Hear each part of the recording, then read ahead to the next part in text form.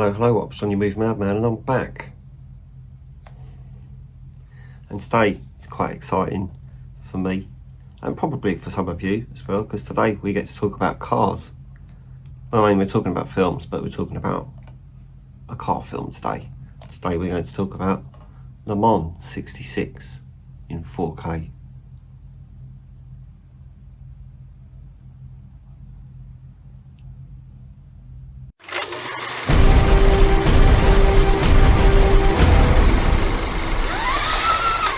Now, there's a lot of things I can say about this film. I'm not really sure where to start. We'll start by showing you the back cover, I think. And we'll take the slip cover off.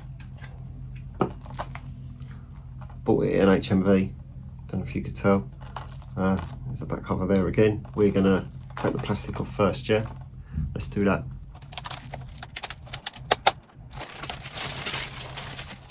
Cool, I hurt my hand getting that off. That's what she said. Let's have a look at the inside though, eh? Let's do that. Cool, so you got a nice clear 4K disc there, and then Blu-ray in there. They didn't make the ratings stand out like they do on some of them, so that's a bit rude, isn't it? So I'm going to pop this into the player and have a look at the 4K disc and have a look at the Blu-ray, compare the two and see what's better. I wonder.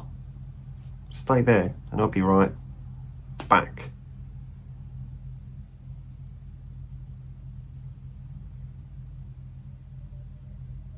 So Le Mans 66, set in 1966, or around that time. It probably starts a little bit before 1966. This is based on a true story. I'm pretty sure around most of the world this film is called Ford versus Ferrari, and for some reason in England it's called Le Mans 66.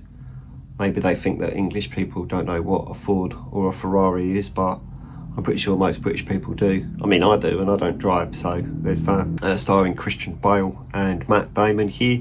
From what I remember, they both work for Ford.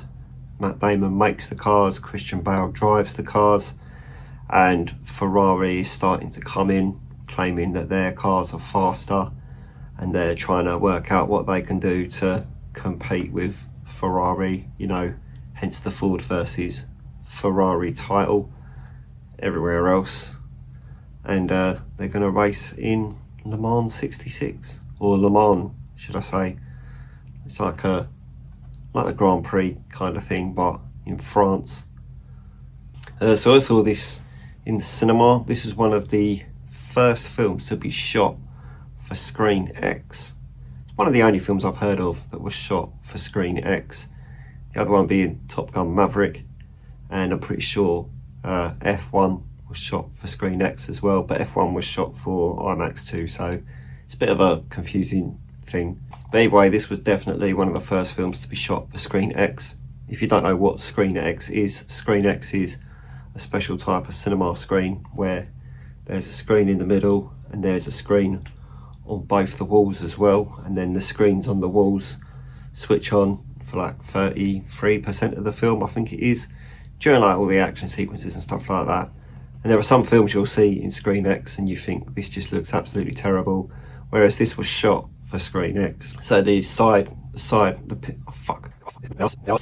well, this is shot for Screen X, so the pictures on the walls are actually a better quality because they took them into consideration when they were making it. So when you see some of the races and you see camera shots from inside the cars, you literally feel like you're sat inside the cars with them. That was one of the biggest things I think I took away from the film when I saw it in Screen X. I literally felt like I was sat inside those cars racing as well, so that's quite interesting considering I don't drive.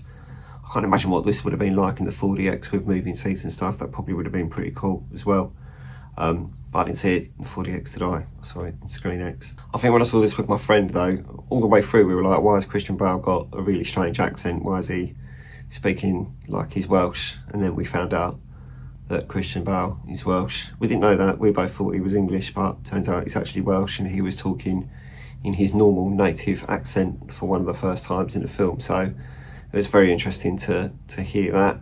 But yeah, kudos to both of them. I think they both did a really good job in this film. It's a really good film with some decent races in there. bit of action, as you might like to call it, racing action. You've got to love a bit of action, haven't you? I don't know if I really mentioned it, but I did look at the 4K disc and the Blu-ray disc and compare the two. And to be fair, because this is a little, it's not old. It's not old at all. It's made in 2019, so it's a little bit older, 6 years ago. But there is a decent upgrade from the Blu-ray to the 4K. So if you had got this on Blu-ray and you wanted to jump up to 4K, then I'd say it was a good shout. There is nothing on here indicating that it has Dolby Vision or Dolby Atmos. It says Dolby Audio on the back there, so I don't know what that means. Does that mean Dolby Atmos? I don't know. Do you know? Leave a comment. Oh, fuck. I don't know if Dolby Audio and Dolby Atmos are the same thing. Do you know? Leave a comment if you do. Be nice though, yeah? So yeah, it's a really, really good sound for car racing and stuff like that. It's a really good picture, really good colours. You know, it's all really good. All in all, it's really good. Good. So that's everything for today. I'm going to leave you be now. If you could click on the link in the description and get my book, I'd really appreciate that. Read my book, see what you think. I'd really appreciate that. Get my book sales up. Thanks. I'm going to go now. If you could like this video and subscribe to the channel if you haven't already, and I'm going to fuck off. Okay? Goodbye.